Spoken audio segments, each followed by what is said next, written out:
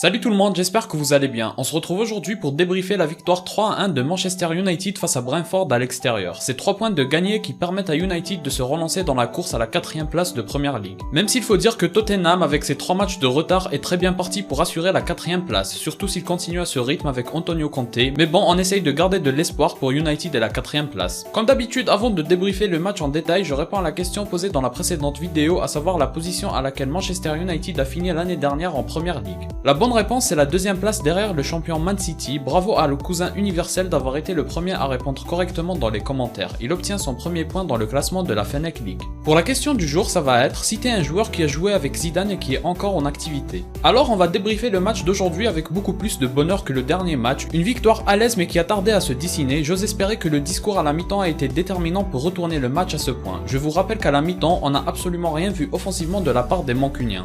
Certes, ils avaient la même mise sur le jeu, la possession était de leur côté, mais dans les 20 derniers mètres, il ne se passait rien d'intéressant et rien qui puisse faire peur au portier adverse. A l'inverse, Brentford est parti sur une stratégie de jeu rapide. Ils ont tout donné sur les contres et grâce à ça, ils ont eu 3 à 4 occasions plutôt dangereuses. Qui est le sauveur? Évidemment, c'est De Gea. Il a fait 2 ou 3 très bons arrêts avec le pied, c'est le meilleur gardien actuellement, je trouve. En tout cas, le bilan à la mi-temps est vraiment négatif. Offensivement, l'équipe n'arrive pas à se montrer dangereuse, je crois même qu'aucune occasion n'est allée jusqu'au bout. Aucun arrêt de la part du gardien adverse, j'ai seulement retenu un tir de loin de la part de Dalot. Mais ce tir n'était pas spécialement dangereux. Et défensivement ça craint, sans les très bonnes parades de De Gea, il y aurait 2 à 0 au score. J'espère, comme je l'ai dit plus tôt, que Rangnick a su avoir les bons mots à la mi-temps pour corriger ce qui n'allait pas dans les 20 derniers mètres. Et on peut le supposer vu le score final. Au retour des vestiaires, ça allait beaucoup mieux, et le but d'Elanga permet de libérer l'équipe et d'enchaîner les buts. United en a inscrit 3 dans un espace de 20 à 30 minutes. Mais entre temps, il y a eu un fait sur lequel j'aimerais rebondir juste après le deuxième but. Un joueur comme CR7 dans ce genre de situation ne pense plus qu'à gonfler ses stats. C'est très important pour lui et son mental d'être décisif. On commence déjà à parler du premier but en 2022 qui tarde. Avec CR7, on critique l'excellence et il a pour habitude de faire taire les critiques. Sauf qu'il a été remplacé par l'entraîneur après le deuxième but pour opter vers une tactique défensive.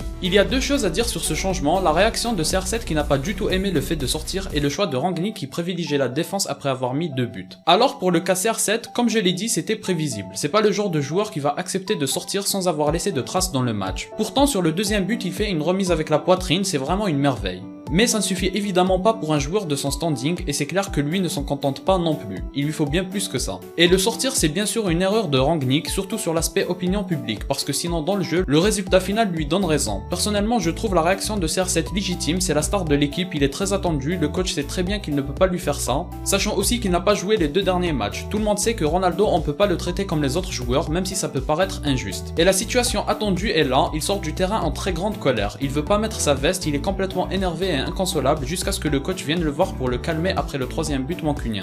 Sinon pour le choix de Rangnick, ça peut se comprendre pour ce qui est de passer sur un jeu plutôt défensif. On se rappelle du match précédent, même situation 2 à 0 à la 60ème, et là l'équipe se fait rattraper en faisant rentrer des offensifs. On va dire qu'il a considéré que c'était une erreur de sa part et qu'il l'a rectifié. Et on peut pas le lui enlever puisque ça a fonctionné cette fois-ci. Mais tout de même, sortir Ronaldo, sachant qu'il aura ce type de réaction et que ça va engendrer beaucoup de choses négatives par la suite, notamment médiatiquement et dans le comportement, et même pour les autres remplaçants quand ils voient Ronaldo réagir comme ça, par exemple Martial, comment il va se dire qu'il a une chance d'avoir du temps avec des titulaires qui refusent de sortir. D'ailleurs, après une telle réaction, ça m'étonnerait que Rangnick sorte Ronaldo de nouveau, ce ne sera pas fait avant un bon moment en tout cas et pas besoin d'être un génie pour le comprendre. Sinon, un très grand merci à Elanga qui lance la machine mancunienne. S'il n'avait pas été brillant sur son but, le score aurait très bien pu rester à 0 à 0 puisque Brentford a bien fermé les portes. Par contre, je trouve que les mêmes critiques continuent d'exister côté mancunien, il y a très peu de différences qui sont faites sur les côtés. Et avec des joueurs peu dribbleurs sur les côtés, je ne vois pas comment aller s'imposer en Ligue des Champions. Et comment faire des résultats positifs face au Big Four de Premier League. Sinon j'ai bien aimé Bruno Fernandes qui est en train de revenir petit à petit en force et c'est très important pour les échéances à venir. Ce sont là 3 points gagnés très importants dans la course à la 4ème place, même si en voyant la situation de Tottenham on se dit qu'il n'y a aucune chance de les rattraper. Mais on va quand même continuer d'espérer. Si vous avez aimé la vidéo, laissez un like et abonnez-vous pour me soutenir. Moi je vous dis à la prochaine, portez-vous bien.